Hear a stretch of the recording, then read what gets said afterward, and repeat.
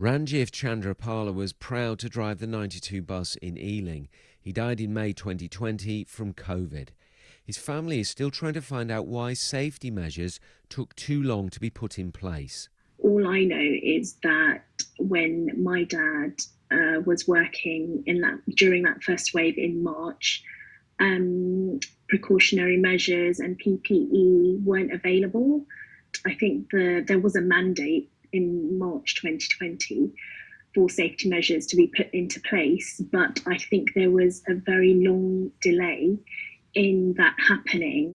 The latest figures show there have been 105 deaths in transport personnel in London from COVID. Most, by far, 75, were bus workers. 23 worked on tube and rail, with 7 in head office and for partner organisations. Nearly all were men, about a third were black, a third Asian and a third white. A report 2 years ago said London bus drivers were 3.5 times more likely to die from COVID than other occupations.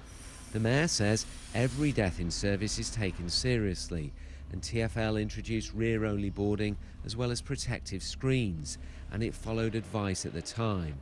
The families, though, also want deaths from COVID to be classed as workplace deaths, which they aren't at the moment. He and others put their lives on the line at a very critical point. During the pandemic, they were doing very dangerous work without protection. And so it is only fitting that that sacrifice is recognised by saying that it was a workplace death.